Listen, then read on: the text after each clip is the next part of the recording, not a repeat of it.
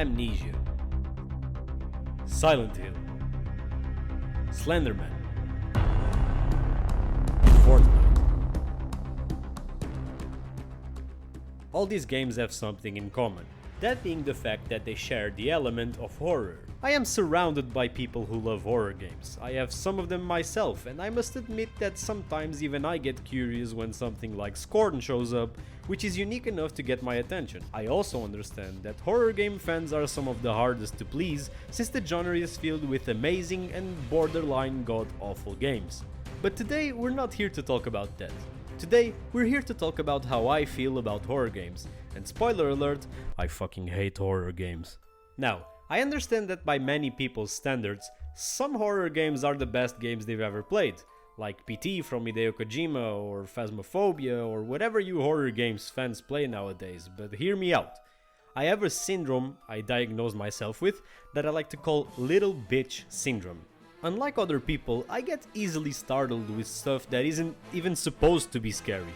Just dim the lights down a little bit, make something come out of a corner, and bam, the game is immediately refunded, bye bye, and it's back to playing Lego Star Wars or some other shit. I just can't get over the fact that people actually give money for what most of the times is a mediocre storyline and gameplay that comes paired with a free self-induced heart attack perfect for grandpa and grandma. For you to understand how bad my horror game disliking and little bitch syndrome can get, I am going to give you some examples of what I myself already got scared of in my gaming career. Number 1. BIOSHOCK. I couldn't play this game because I felt constant anxiety walking around the abandoned city with people screaming all over the place, and I got jump scared by the random bitch that appears at the start. Number 2. WOLFENSTEIN New Order. The metal dogs scared the shit out of me whenever they appeared, and the one I can remember the most is the one in the prison scene where you have to rescue your American friends. Last but not least is Alien Isolation. Fun thing, I actually like Alien Isolation because it is part sci-fi, which is my favorite movie genre, and I absolutely love the Alien movies.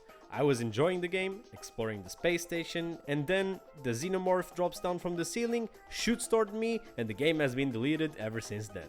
All in all, I guess I eventually will have to make an exception for some horror games if they are sci-fi masterpieces, like Prey 2017, which has some clear horror elements but is still an amazing game that I want to try. And hey, I am currently playing through Resident Evil 5 with a friend of mine, which is supposed to be a horror game. It really isn't, and honestly it's pretty rough around the edges, so that's that for horror games as of now. If you're anything like me, I have a solution for you.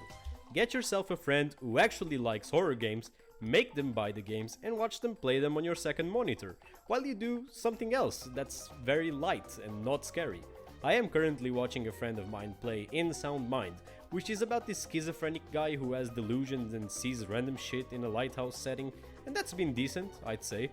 I also convinced him to buy the Callisto Protocol so I can actually see him play it whenever it comes out. I don't think I'm ever going to change my opinion about horror games. I don't like being in stress and anxiety, and I don't think my wallet likes it either. So for now, I'll stick to my comfort games, and you horror guys do whatever you like doing. Like and subscribe for more content, and other than that, this has been the Retro Den, and I'm out.